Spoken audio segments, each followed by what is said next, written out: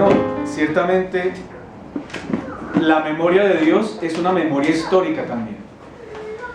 Es decir, lo que contemplamos en nuestra mente sobre Dios no solamente son unos datos referidos al ser y las obras de Dios, sino una presencia real de Dios en medio de su pueblo. Y si algo puede testificar Israel, que es el Israel de Dios, es que Dios está antes de nosotros, en nosotros y después de nosotros. No solamente en cuanto a su esencia misma y a su existencia, sino en cuanto al peso, autoridad, profundidad y misterio de su voluntad. Cuando los profetas veían tristemente cómo el pueblo se iba tras los ídolos, que no tienen tiempo, si bien tienen un origen, que son hijos de las manos de los hombres, fabricados de distintos materiales, con esa pena profunda, el profeta tenía que apelar a la memoria histórica. Porque los ídolos no tienen presencia histórica, tienen una presencia situacional, pero no una presencia histórica. Y decía el profeta: acordaos de las cosas pasadas desde los tiempos antiguos. Como queriendo Dios mostrar a través de una visión de la línea del tiempo cuán grande y real es Dios, y que no había otro como Él, y no había nada semejante a Él, que anunciaba lo por venir desde el principio y desde la antigüedad, que hablaba a los hombres de cosas que los hombres aún no contemplaban, para que un día, cuando los hombres vieran el cumplimiento inmutable, es decir, invariable, de lo que Dios decía, la gente dirá: wow, cuán es Dios real y cuán poderoso es, qué grande control y dominio tiene sobre todo, de tal forma que se puede anticipar en el tiempo a declarar las cosas antes de que las veamos, lo cual quedaba como una evidencia concreta de que el consejo de Dios permanecía y que Él en verdad podía hacer todo lo que Él quería. Ese es el contenido fundamental del cuarto argumento que trabajaremos el día de hoy. Hemos visto que Jesús ha venido explicando en los tres argumentos que hemos visto a partir de Mateo 6, 24 en adelante, que Dios nos asegura el bien eterno sin olvidarse ¿de qué? Del bien temporal. Y en el cuarto y último argumento que veremos hoy, basado en un factor de tiempo, el Señor nos va a enseñar que a nosotros lo que nos compete es vivir un día a la vez. Entonces, mientras que en el versículo 25 el Señor aborda el asunto del sustento y del mantenimiento del cuerpo, y luego nos habla de la tristeza que produce ver que los creyentes, en el versículo 32, viven con la misma proyección que los gentiles, aferrándose a las cosas de este mundo, a las añadiduras. Ahora el Señor va a utilizar en este cuarto argumento el factor tiempo para hablarnos de cuán grande consuelo debemos tener en el Dios que tenemos, y simplemente descansar viviendo un día a la vez. Dice el versículo 34: así que no os afanéis por el día de mañana, porque el día de mañana traerá su afán. Basta a cada día su propio mal. Mateo 6, 34. El Señor incluye el factor tiempo ahora. Es interesante cómo el Señor trabaja desde las leyes de la física. Primero nos situó en el espacio, en lo espacial, ¿correcto? Ahora nos ubica en lo temporal, que son las dos dimensiones de la creación, el espacio y el tiempo, ¿correcto? ¿Tenemos que generar ansiedad sobre los factores que atañen a lo espacial? No. lo que nos va a enseñar es que tampoco debemos generar ansiedad sobre lo que tiene que ver a la esfera temporal. Nos quiere librar de la ansiedad y el afán que produce pensar inadecuadamente en el futuro, o de tratar de asegurar inadecuadamente el futuro. Lo prudente que es atender las cosas que día a día sobrevienen o aparecen. Eso que allí se traduce aquí como su propio mal, se puede traducir también como la problemática que compete, ¿cierto? La tribulación o la desgracia, incluso las situaciones que de alguna forma demandan una preocupación por parte del hombre, el asumir una responsabilidad o una tarea. Eso es lo que significa allí la palabra que aquí es traducida su propio mal. Contextualizado podría traducirse también todo aquello que nos demanda un reto de vida. Ese es el uso que nosotros encontramos ya atestiguado en la Biblia de los 70, que, como repito, fue la traducción griega del Antiguo Testamento hebreo. En el libro del Éxodo, traducido al griego por los 70, en el capítulo 22, en el libro del Éxodo, capítulo 22, aparece este concepto que Jesús maneja allí en el versículo 34 del capítulo 6 de Mateo, en los versículos 21 al 24, Éxodo 22, 21 al 24. Y al extranjero no engañarás ni angustiarás, ¿sí? Ni angustiarás, es decir, eso que produce de alguna forma una preocupación en la persona. Porque extranjeros fuisteis vosotros en la tierra de Egipto, a ninguna viuda ni huérfano afligiréis. Es decir, ¿qué es el propio mal? Todo aquello que de alguna forma representa en este momento una aflicción. Porque si tú llegas a afligirles y ellos clamaren a mí, ciertamente oiré yo su clamor. Y mi furor se encenderá y os mataré a espada, y vuestras mujeres serán viudas y huérfanos vuestros hijos. Ese margen de aflicción viene en cada uno de los días que nos encontramos en nuestro cotidiano vivir. Y cada día trae el suyo. Así, en esta parte de su discurso, nos enseña el Señor que lo prudente es asumir en fe un día a la vez. Cada día, incluso, según este dicho curioso del Señor, ya voy a explicar por qué, ya viene pensado por Dios para que el día se atienda a sí mismo. Así está expresado en la gramática del texto. Cada día aparecerá y se atenderá a sí mismo. Porque hay un pronombre que significa que la acción se hace sobre esa misma cosa.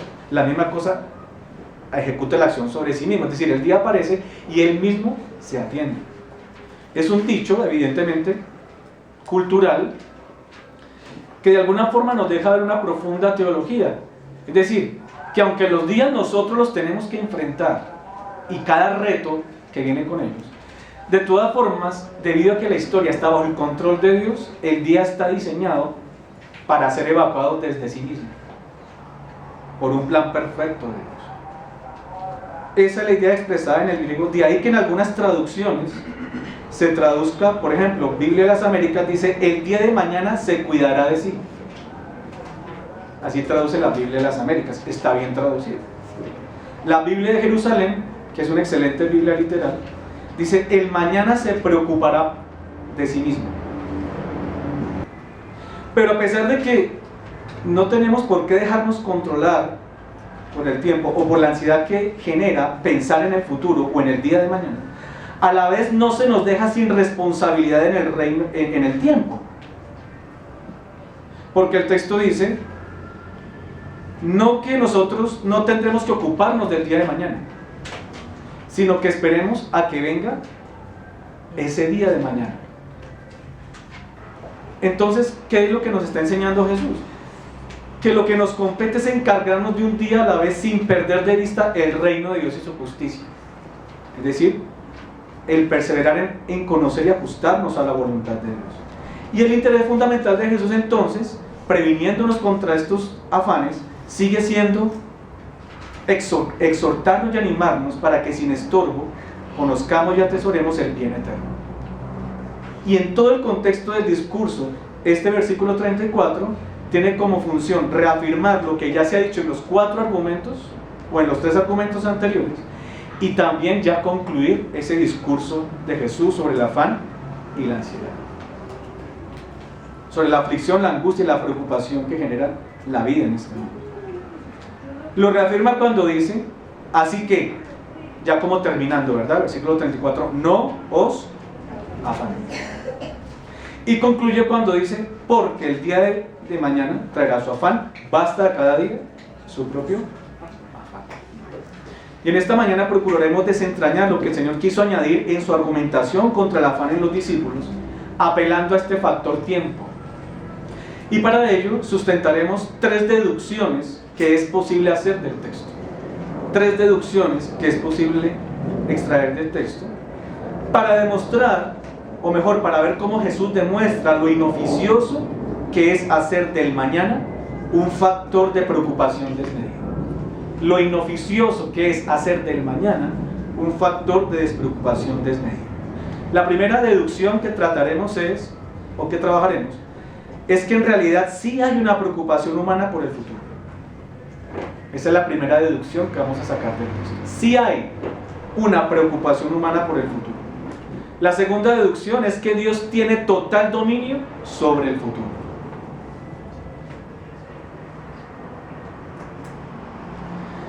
La tercera deducción es que la presencia de Dios nos asegura un futuro. La presencia de Dios nos asegura un futuro. Y finalmente haremos una salvedad importante sobre la preocupación por el futuro. Finalmente haremos una salvedad importante sobre la preocupación por el futuro. Y es la preocupación por nuestro destino eterno. Ese es el único futuro que te debe preocupar a ti, me debe preocupar a ti. En el sentido de que es determinante para nuestra vida presente y para nuestra vida futura, eterna. Primero, hay una preocupación humana por el futuro. Sí existe una preocupación humana por el futuro. Y es que desde el principio de la civilización, la especie humana ha intentado acercarse al conocimiento del futuro. Siempre el futuro ha representado una incógnita y un interrogante para el hombre importante, y ha intentado de diferentes maneras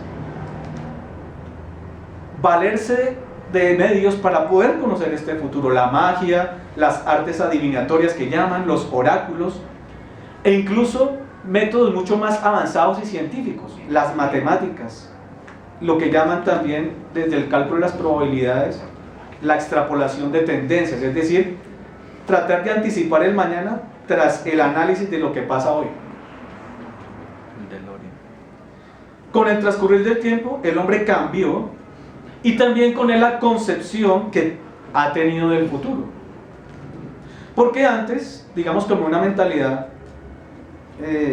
inicial, pero no tan desprovista de luz, se creía que la realidad era única y determinada. Pero analizado ya desde un punto de vista más humanista, por la influencia de la exaltación del hombre y de la divinización del hombre, ahora se dice que el futuro no está determinado, sino que es múltiple e indeterminado. Que el futuro es como una masa de arcilla que está esperando a ser formada, particularmente por las manos del hombre. Y esa nueva manera de abordar o de predecir el futuro se llama el método de la prospectiva. El futuro no sucede ciegamente, sino que depende de la acción del hombre. En lo primero tienen razón, y en lo segundo la tienen a medias. Pero una verdad a medias termina siendo una mentira. Porque si bien es cierto, el futuro no sucede ciegamente, y si bien es cierto, la acción del hombre participa de lo que llega a ser en el futuro, de todas formas no es el hombre como tal quien determina el futuro, sino que hay un Dios soberano que tiene un decreto sobre la historia, como veremos, y que es quien gobierna soberanamente el futuro. Y ese análisis de la prospectiva se incluye como criterio de planeación en las empresas o en ciertos proyectos importantes, buscando también a partir de ese método orientar las acciones humanas que potencialmente conducirán a la realización del mismo futuro. Entonces influyen, pues, o participan muchas ciencias, tal vez la psicología, la sociología, ¿no?, para poder predecir lo que puede pasar. De hecho, las empresas hasta cierto margen podrían hacer eso, hecho en un sentido administrativo. Predecir qué puede pasar tras la inversión de ciertos recursos, la implementación de ciertos materiales, en fin.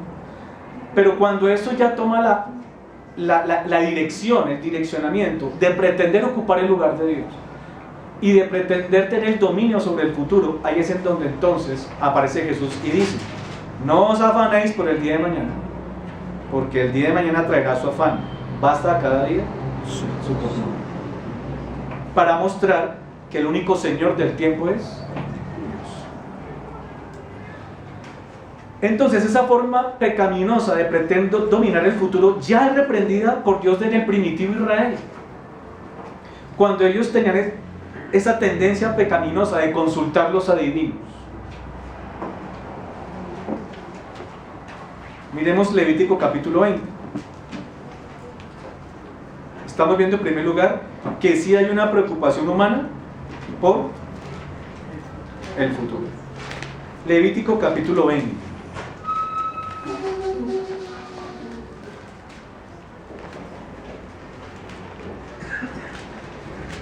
Dice a partir del versículo 6, Levítico 20:6: y la persona que atendiere a encantadores o adivinos para prostituirse tras ellos. ¿Por qué es prostituirse consultar a un adivino?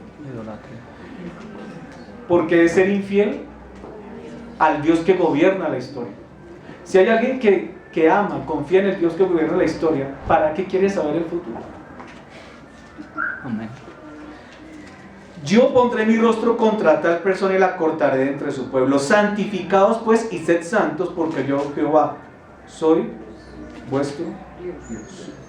Y guardad mis estatutos y ponedlos por obra, yo, Jehová, que os santifico.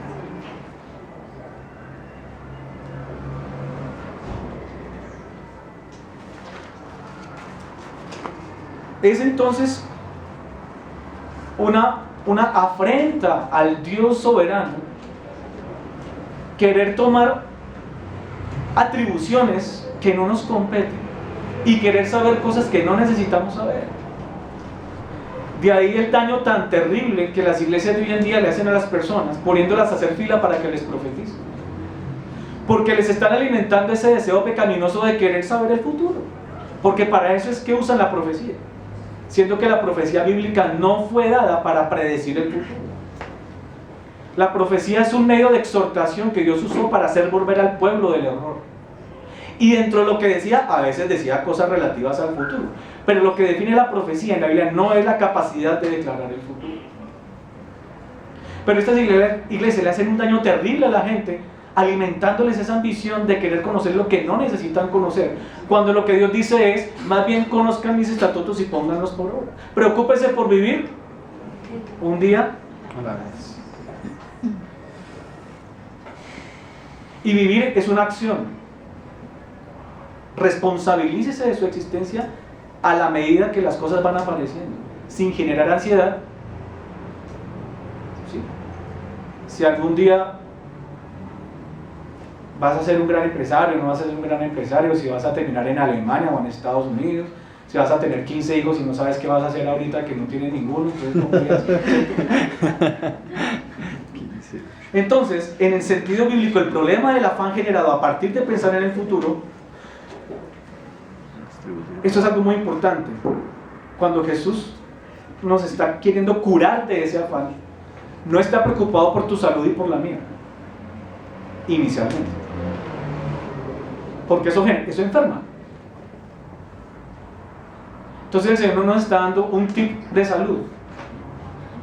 No se afanen porque eso le genera estrés y eso le genera úlcera. Aquí hay algo mucho más a fondo en juego.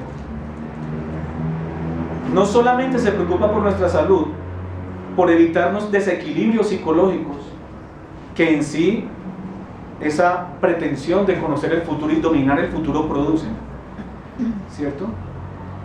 Sino que lo que está en juego aquí es fundamentalmente lo que el contexto ha venido enfatizando: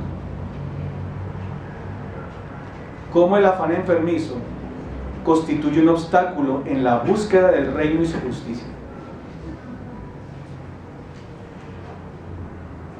Y cómo nosotros nos ahogamos en un falso concepto de Dios. Eso es lo que está en juego acá. Porque muchos han cogido este texto para hacer psicoterapia, pero este texto trabaja es teología, que repercute, sí, en nuestra psicología, correcto, pero el eje del texto no es lo psicológico, sino lo teológico. Esto pone en riesgo el concepto que tú y yo tenemos de Dios. Generar ansiedad por el futuro deja mucho que pensar del concepto que tenemos de Dios. Ese es el problema aquí.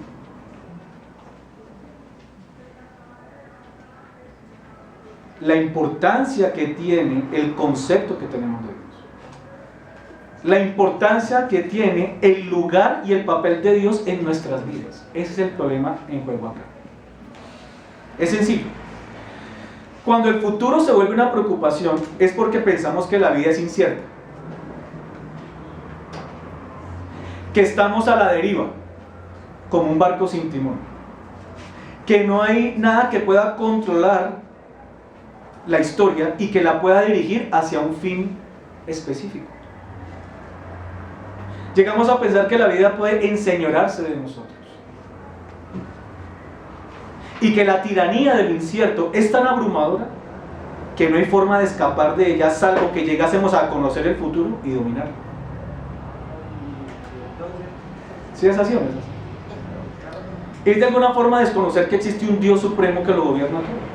Por eso lo que está en boga acá es el concepto que tenemos de Dios y la gloria misma de Dios. Cuando pensamos que el tiempo con las circunstancias que le acompañan constituyen una amenaza implacable e incontrolable para nosotros. Y esa es la razón por la cual terminamos, aún los creyentes, afanándonos agobiadamente por el día de mañana. Poder abrazar lo que no tengo, pero que quiero enfermizamente tener. Y vuelve y pasa lo de la vez pasada. Las añadiduras se convierten en un factor dominante y terminan llevándote por un camino equivocado. Entonces, como los anteriores afanes expuestos, este afán ciega en relación al Señor porque nos roba toda la atención y distrae nuestros sentidos de lo fundamental que es el reino de Dios y su justicia. En esta perícopa se emplean términos muy interesantes que Mateo usa de forma amplia. Por ejemplo, hombres de poca fe. Y por eso decía que a los creyentes nos pisa los talones este problema, porque en Mateo ese es un problema que tenían los discípulos. Lo dice aquí en el capítulo 6 de Mateo, ¿recuerdan? Cuando dice, ¿no?, exhorta a los discípulos en el versículo 30, cuando dice, ¿no hará mucho más a vosotros, hombres de poca fe? Pero por allá en el capítulo 14, versículo 31, el Señor tiene que volverle a jalar las orejas a los discípulos. Cuando dice, ¿no?, desde el 30, pero al ver el fuerte viento tuvo miedo y comenzando a hundirse dio voces diciendo, Señor, sálvame. Al momento Jesús, extendiendo la mano hacia él, le dijo, hombre de poca fe, ¿por qué dudaste? Es una expresión en Mateo interesante. Pero cuando nuestra mirada está puesta firmemente en Cristo, que es lo que el Señor espera como un acto de fe por parte de sus discípulos, y recordemos que poca fe es una palabra que significa pusilánimes, ¿verdad?, que es una persona que todo la amedrenta, que no cree en nada, que vive insegura, nada le sirve, ¿cierto? Pero cuando nosotros tenemos esa firmeza en la roca de la eternidad, ¿qué pasa? Ya no es el futuro lo que distrae por completo mis sentidos, sino que ahora mi mirada se va a dirigir, gozando de la plenitud y la paz que Cristo da, a deleitarnos en la vida de Dios. Hoy, en taller de Biblia explicábamos que cuando Israel celebra las fiestas judías, y me va a remitir específicamente al contexto de la Biblia, Ellos no celebran como diciendo por allá hubo una época en donde el Señor sacó a Israel de Egipto. No, para ellos siguen celebrando. Ellos mismos están saliendo de la tierra de Egipto. Cada vez que se celebraba la Pascua, ellos mismos en carne propia estaban saliendo de Egipto. Por eso el concepto de hoy en el Antiguo Testamento es un lugar teológico importante para interpretar el Antiguo Testamento. Hoy, para Israel, celebrar a Dios es hoy, no ayer. Ni siquiera mañana. Hoy. Entonces, ¿qué es el hoy para Israel? Celebrar a Dios. Amén. Amén. Eso es lo que le va a dar paz a tu vida. Celebra hoy la gloria de Dios.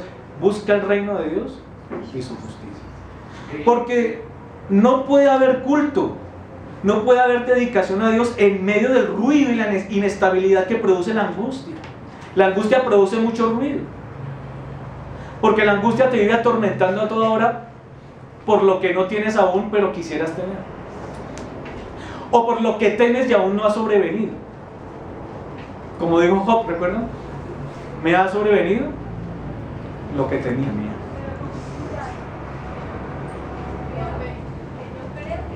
¿Cómo vamos a adorar a Dios con todo ese ruido encima? ¿Cómo nos vamos a deleitar en Dios con todo ese ruido encima? Por eso para mí es más importante ir a trabajar que venir a la iglesia un domingo. Porque el ruido de la necesidad y de buscar el sustento me distrae de buscar el reino de Dios y su justicia. Y eso es ser un pusilánime. Porque si fuéramos hombres de fe y mujeres de fe, no nos dejaríamos agendar por las necesidades de este mundo, sino que descansaríamos en que Dios tiene el control de todo. Y si Él ha dicho congreguémonos, no dejemos de congregarnos, entonces tranquilamente nos congregamos y ya. ¿Qué va a pasar? ¿Es problema nuestro? No. Entonces no puede haber cultos de dedicación a Dios en medio del ruido y la inestabilidad que produce la angustia. Creer que el tiempo y el futuro son un asunto de Dios gobierna en un anticipado y determinado consejo o plan, nos permitirá dirigir y dedicar libremente nuestra atención al Señor Jesucristo. Y el Señor no dice, no dejen de trabajar, ¿recuerda? Dice, espere cada día, háganlo cada día. No está diciendo, tírense a la locha y pónganse a leer la Biblia, no. Está diciendo, asuma sus responsabilidades sin dejarse agobiar por las responsabilidades. Ni las espaciales, ni las temporales. Este es el argumento construido sobre el factor tiempo. Entonces, en primer lugar, vemos que sí hay una angustia del hombre, sí hay un afán del hombre por el futuro. Pero que ahí Dios tiene. En segundo lugar, Dios tiene total dominio sobre el futuro. Entonces vamos a ampliar esa idea. Dios tiene total dominio sobre el futuro. En la meditación de la supremacía de Dios sobre el tiempo, tenemos una de las más importantes evidencias de que Dios es Dios. Al meditar sobre la supremacía de Dios sobre el tiempo. Una de las más importantes evidencias de que Dios es Dios. Porque a diferencia de los hombres e incluso de los ídolos, como lo plantea el profeta Isaías en el texto que leímos, el Dios verdadero ha decretado la historia y gobierna la historia. Para nosotros no existe el destino y la fortuna si se entienden como un rumbo que llevan las cosas impersonal, no dominado por nada. No creemos en la fortuna ni el destino. Creemos en un Dios que ha decretado y gobierna la historia. ¿Amén? Amén. Cuando el profeta Isaías, combatiendo la idolatría, predica sobre la divinidad y la supremacía del Dios de Israel, apeló al argumento construido sobre el factor tiempo. ¿Sí? En 46:1 y siguientes, Isaías pregunta con sarcasmo e ironía a la casa de Jacob y a todo el resto de la casa de Israel: ¿a quién me asemejáis y me igualáis y me comparáis para que seamos semejantes? En eso decíamos esta mañana en la clase de teología, que Dios es santo en el sentido de que Dios es exclusivo, es único. que las categorías de lo divino en Dios no se ajustan a las categorías de lo divino en el hombre, ni en el sistema humano. Dios es único y no tiene punto de comparación, dice el versículo 5 de Isaías 46. Los ídolos, además de que son fabricados, versículo 6, y de que son inmóviles, de tal forma que tienen que ser cargados por los hombres, que no se inmutan, que no responden, ni en actos ni en palabras, versículo 7, que nunca han revelado su voluntad, que no dan indicios de vida, no pueden presentar pruebas de su gobierno sobre la historia. Eso es lo que nos dicen los versículos desde el 8 al 13. Ellos no pueden hablar ni de lo pasado, ni de lo presente, ni de lo venidero. No dominan el factor tiempo, pero el Dios de Israel sí es un ser supremo sobre el factor tiempo. Dios tiene un total dominio sobre el futuro. Y ese es el Dios tuyo y mío. Vemos qué importancia tiene meditar en la supremacía de Dios desde el factor tiempo. Así que no os afanéis por el día de mañana, porque el día de mañana traerá su afán. Basta a cada día su propia tarea, su propia responsabilidad. Bueno, el Señor ha dicho, acordaos. Es decir, volvamos a las evidencias de la omnisciencia y del gobierno divino. Recordemos cómo desde tiempo antiguo Dios nos ha demostrado ser verdaderamente Dios. Porque nos ha dado muestras abundantes de su control supremo y soberano sobre el tiempo y de que la historia a Dios no le toma por sorpresa. Por eso tu pecado nunca fue un obstáculo de Dios para salvar. Por eso nuestra rebeldía nunca fue un obstáculo para Dios para perdonar nuestros pecados. Por eso nuestra terquedad, por eso nuestras burradas y nuestra insensatez no han sido un obstáculo para Dios ejecutar su designio eterno. Amén. Por eso los peligros en donde tal vez estuvimos a punto de perder la vida, sea porque estuvimos próximos a un accidente o porque vivimos voluntariamente situaciones de riesgo o nos sometimos a vicios destructivos, nada de eso fue un factor que detuviera el poder de Dios para cumplir su propósito en nosotros.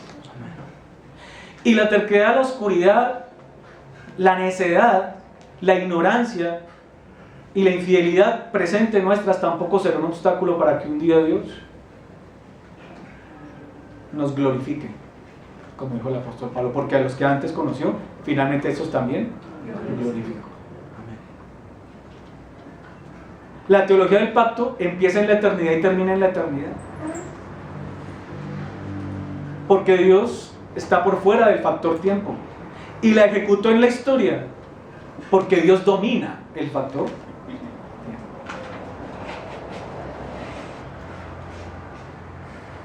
Dios es el autor de un consejo eterno que sin margen de error, de fracaso o de quiebra se cumple inmutablemente para que tú y yo tengamos esta fortaleza y consuelo.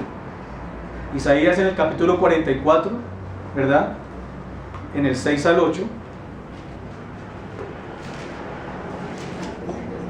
dice: así dice Jehová, Rey de Israel, y su Redentor, Jehová de los ejércitos: yo soy el primero y yo soy el postrero, y fuera de mí no hay Dios. ¿Y quién proclamará lo venidero?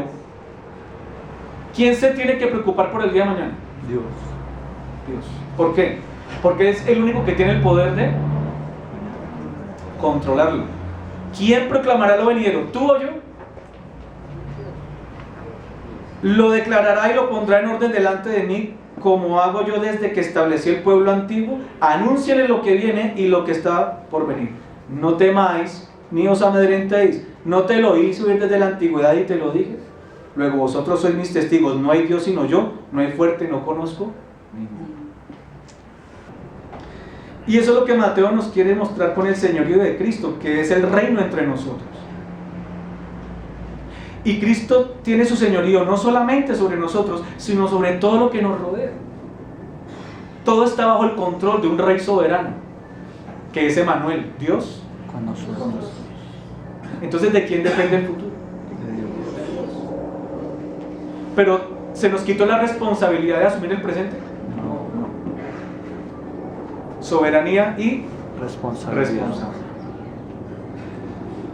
En la comitiva presidencial de Reagan, llamaba la atención un hombre que precisamente se hacía notar poco y que siempre caminaba silencioso, así como manejando un bajo perfil. Evadía las fotografías, evadía las entrevistas, prefería el anonimato, se escabullía de la publicidad, asumía, parte de su trabajo era asumir la soledad.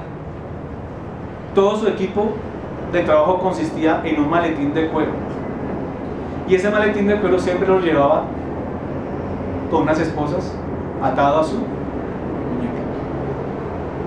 Por supuesto era una incógnita este hombre. Había muchas especulaciones sobre qué hacía este hombre y qué era lo que había en esa maleta. Y caminaba muy cerca del presidente y lo acompañaba en sus viajes. Después se supo que ese maletín llevaba un código secreto para poner en marcha todo el aparato bélico de los Estados Unidos, o sea, toda su infraestructura militar. Si el presidente llegaba a morir en un atentado, ese código era activado inmediatamente, operado inmediatamente. Y cuando Reagan visitó el Brasil, un periodista dijo sobre el hombre del maletín: y pensar que el futuro de la humanidad cuelga de la muñeca de un desconocido. Pensar que el futuro de la humanidad cuelga de la muñeca de un desconocido. Pero el futuro de la humanidad no depende de la muñeca de uno de los ayudantes de un presidente, ni depende de un presidente, de ningún gobernante de la tierra, por más poderoso que sea.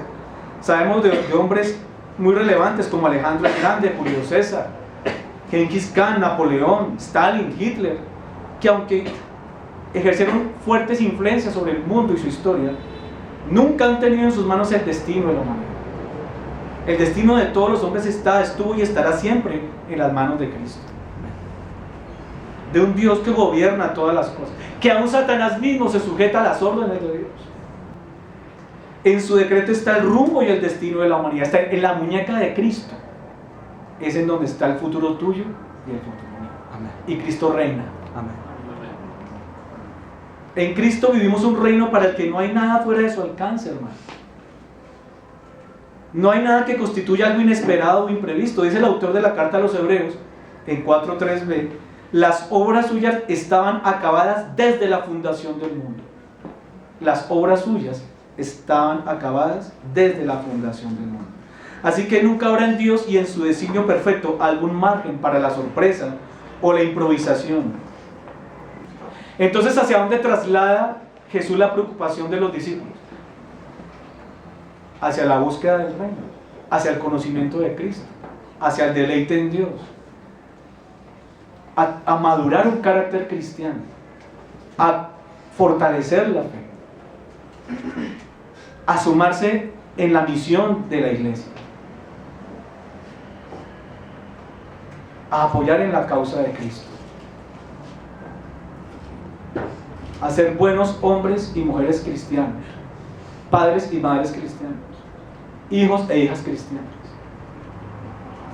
a deleitarse en el conocimiento de Dios. Bienaventurado el varón que no anduvo en consejo de malos, ni estuvo en camino de pecadores, ni en silla de escarnecedores se ha sentado, sino que se preocupa más bien por conocer y abrazar el futuro. No, la ley de Dios.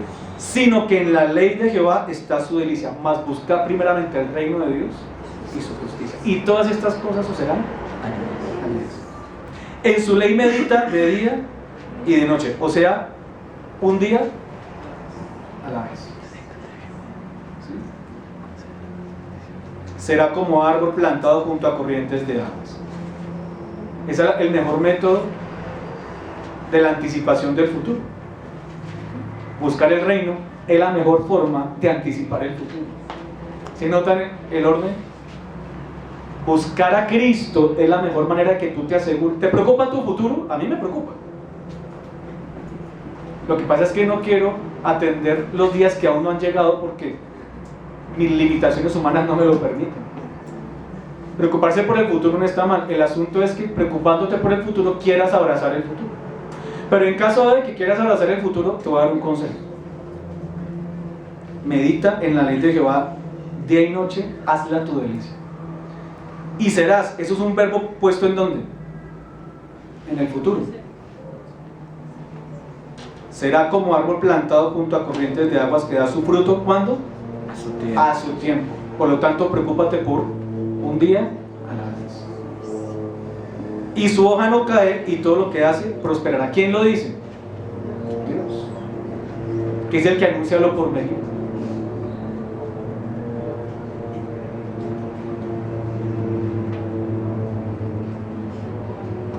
El salmista en 33:11 dice: el consejo de Jehová permanecerá para siempre, los pensamientos de su corazón por todas las generaciones. Es así que cuando se nos incorpora al reino de Cristo, se nos está librando de la tiranía de las dependencias, de las incertidumbres, con el solo fin de que nosotros nos dediquemos libremente al Señor. Ahora, lo que Jesús prohíbe, repito, no es la prudencia, la inteligencia con la que nosotros nos preparamos para el futuro, a fin de tomar herramientas, medidas, aprendizajes, para responder oportunamente a un proyecto de vida bíblicamente pensado.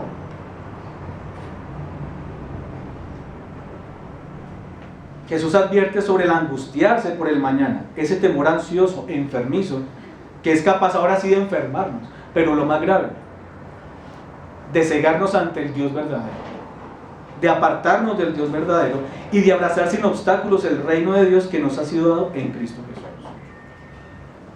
Si nosotros vamos al Padre Nuestro, allí en el capítulo 6,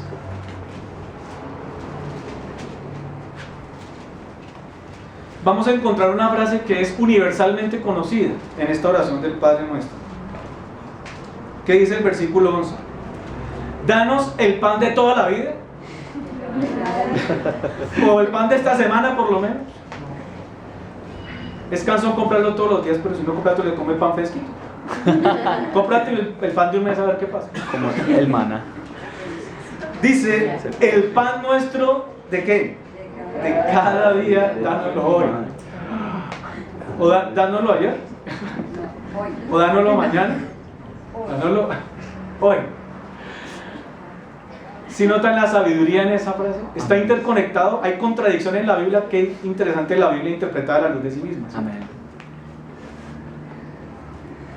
Lo cual equivale a poner toda la confianza en el Padre del cielo, de quien el discípulo lo recibe todo. Entonces, primero, sí hay una preocupación humana por el futuro, pero vemos en segundo lugar que es Dios quien tiene el dominio total sobre el futuro. Pero hay algo mucho más hermoso, ampliando más esa figura del control de Dios, y es en tercer lugar que la presencia de Dios nos asegura un futuro.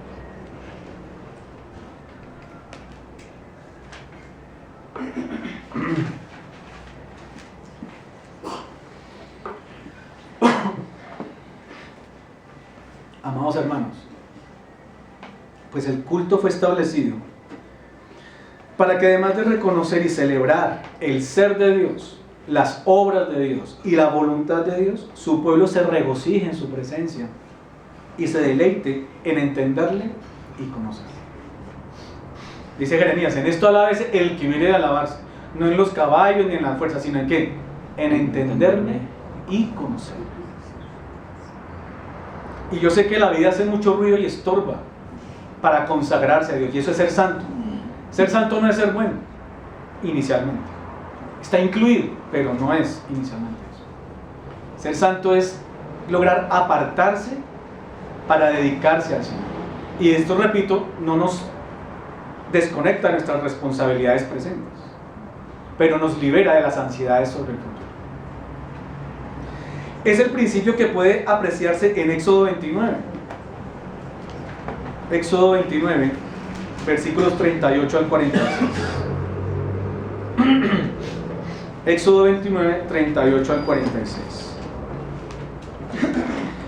Esto es lo que ofrecerá sobre el altar. Ahí estamos hablando de culto. ¿Recuerdan? El culto. Consagrarnos a Dios.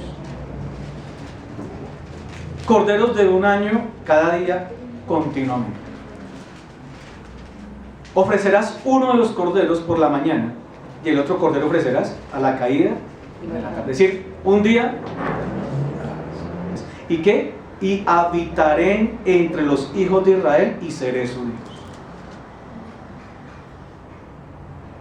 y conocerán que yo soy Jehová su Dios, que los saqué de la tierra de Egipto para habitar en medio de ellos, yo Jehová. Es decir, el asunto de la presencia de Dios ya le marca el proyecto de vida al creyente. Es rendir culto a Dios y gozarnos en su presencia, en disfrutar de que Él habita entre nosotros, siendo nosotros su pueblo y siendo Él nuestro Dios.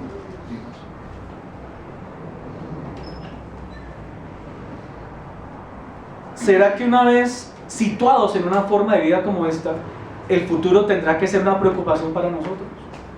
¿O tendremos que permitir que el ruido que produce la ansiedad por el futuro nos robe la dicha de vivir el día a día gozándonos en la presencia de Dios? No, porque la misma presencia de Dios nos vacuna contra las ansiedades que produce la vida en este. Él dijo, habitaré en medio de ellos. Y es una presencia continua, eterna, perpetua. ¿No será acaso esta presencia el mejor pronóstico del futuro? El Señor te dijo, vendremos a Él y haremos morada con Él. ¿No será esa la mejor garantía de un buen futuro o de un futuro prometedor?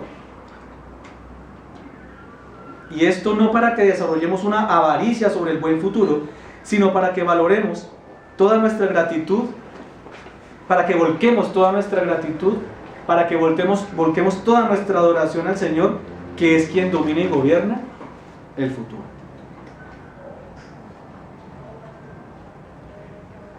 Cuando David supo que su hijo le iba a suceder en el trono y que iba a construir la casa, etcétera, el templo, David se regocijó no por lo bien que le iba a ir a su hijo,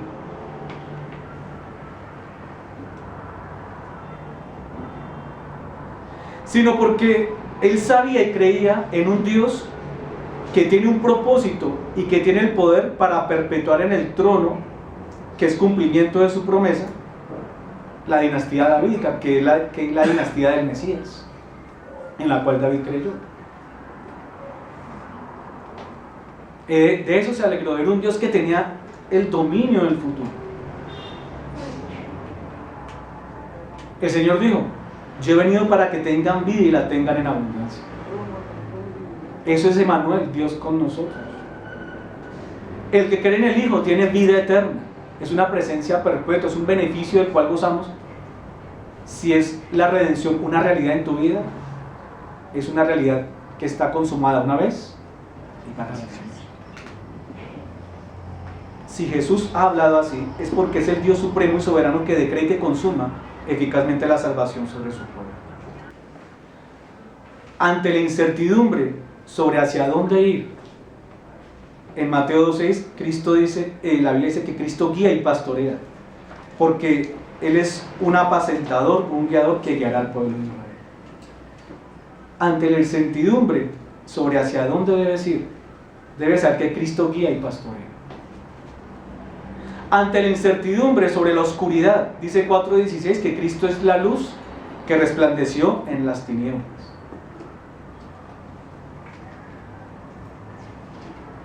Los asentados en región de sombra de muerte, luz les resplandeció. Ante la incertidumbre sobre los poderes adversos, Cristo lo domina todo.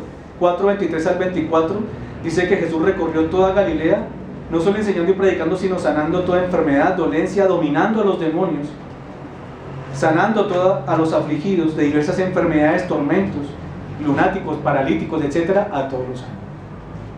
Ante la incertidumbre sobre la ignorancia y la confusión, Cristo revela y enseña su voluntad. Ahí están las bienaventuranzas, cuando el capítulo 5 dice que el Señor no nos dejó sin testimonio, no nos dejó a la luz de nuestra propia sabiduría, sino que subiendo al monte se sentó con los discípulos y abriendo su boca les enseñó. Ante la incertidumbre sobre la provisión, Cristo provee el pan diario, el pan nuestro de cada día, dánoslo. No se afanen ni por el vestido, ni por el alimento, ni por el cuerpo, ¿verdad? Ante la incertidumbre sobre nuestras transgresiones, ¿hay incertidumbre tuya sobre tus transgresiones, sobre tus pecados? Cristo perdona nuestros pecados. 6:12. Y perdona nuestras deudas como también nosotros perdonamos a nuestros deudos. Y podemos seguir ampliando la lista para ver cómo la presencia de Cristo entre nosotros es la mejor vacuna contra la ansiedad por el futuro. Una presencia que nos asegura un futuro. Cuando la generación mala y adúltera demandó señal, ahí mismo en Mateo, en 12:39, Jesús evocó la señal de Jonás y después dijo: he aquí más que Jonás en este lugar. He aquí más que Jonás en este lugar. Más que Jonás en tu vida y en la mía. Y cuando evocó el prestigio y la majestuosidad de Salomón, dijo: he aquí más que Salomón en este lugar. Y aquí hay muchas cosas que a nosotros nos admiran y llaman nuestra atención, pero he aquí, Cristo es algo mucho más que todas esas cosas en este lugar. Más que tu prestigio y el mío. Es más que tu frustración y la mía. He aquí, Jesús es más en este lugar. Amado nuestro Señor y Salvador ha dicho en Mateo 28:18: toda potestad me es dada en el cielo y en la tierra. Y luego en 28:20 una despedida sublime, maravillosa, inigualable. Dijo: he aquí yo estoy con vosotros todos los días hasta el fin del mundo.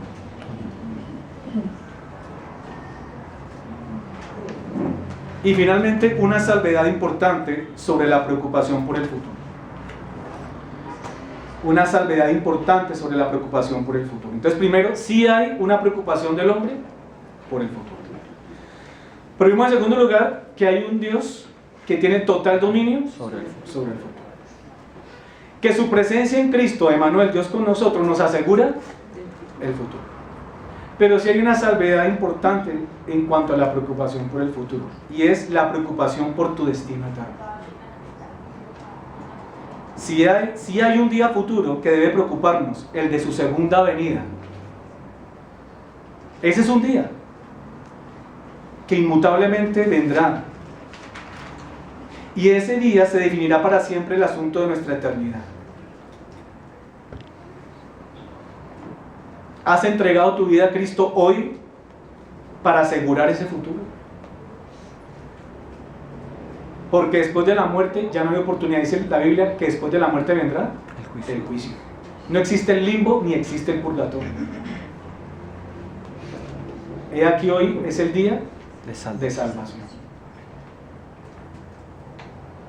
Mateo 7:22 dice: muchos me dirán en aquel día: Señor, Señor, ¿no profetizamos en tu nombre, y en tu nombre echamos fuera demonios, y en tu nombre hicimos muchos milagros, y en tu nombre dimos clases de escuela dominical, y en tu nombre predicamos sermones, y en tu nombre escribimos libros, y en tu nombre dimos conferencias?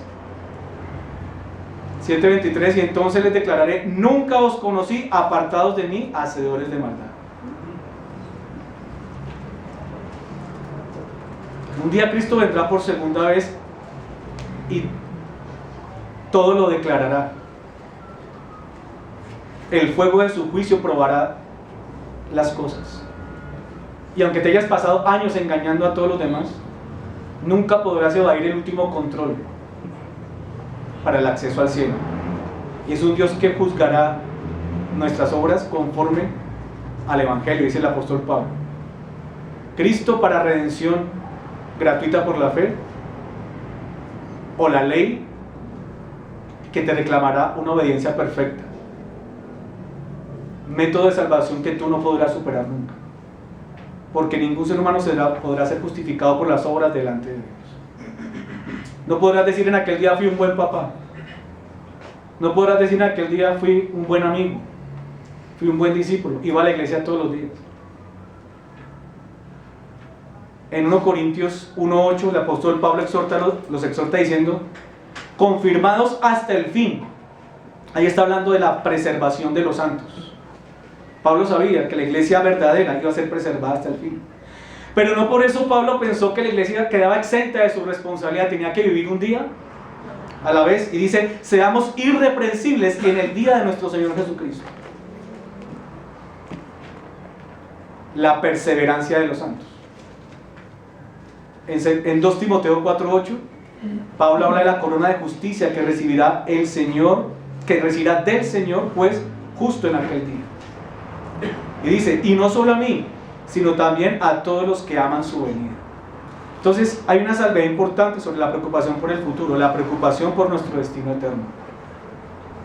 Por ello en Mateo 7, 24 al 27 dice que cualquiera que oye sus palabras, dice el Señor, cualquiera que oye sus palabras y las hace, será como el hombre prudente que edificó su casa sobre la roca.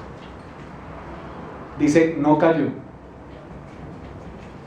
Pero que cualquiera que oyese sus palabras y no las hiciere, será como un hombre insensato que edificó su casa sobre la arena, y cayó y fue grande su ruina. En Lamentaciones 3 el escritor, teniendo el alma batida dentro de él, dice, recapacitando en su corazón, que debe esperar en el Señor, que por la misericordia de Jehová no ha sido consumido, que nunca decayeron sus misericordias.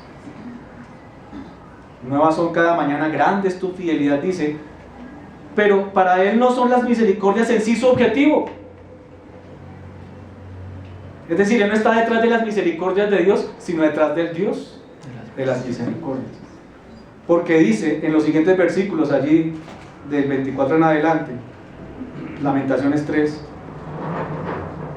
que su porción es Jehová, su porción es Dios.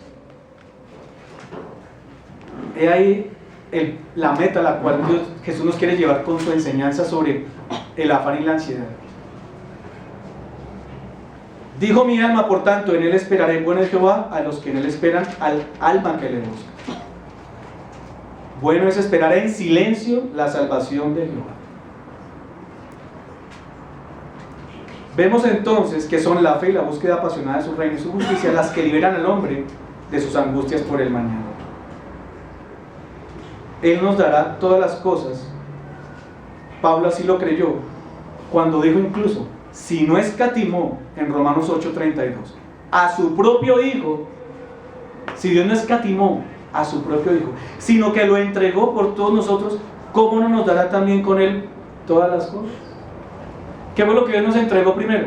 El reino de Dios y su justicia. Y todas las demás cosas os vendrán por añadidura.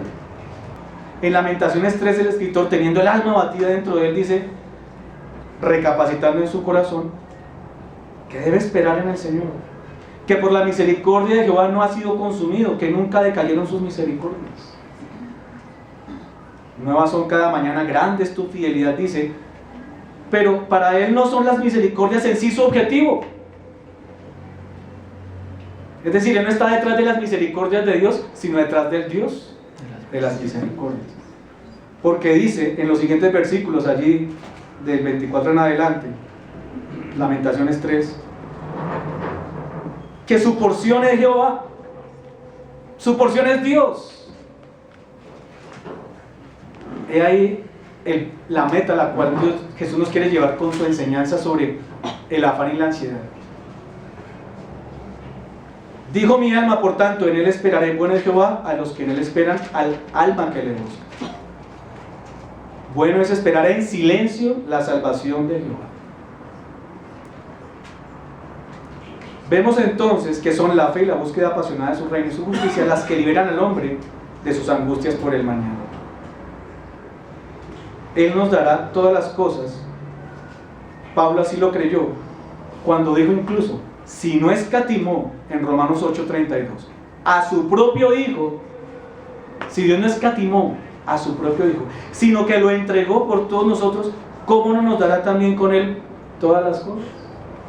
¿Qué fue lo que Dios nos entregó primero? El reino de Dios y su justicia. Y todas las demás cosas os vendrán por añadidura.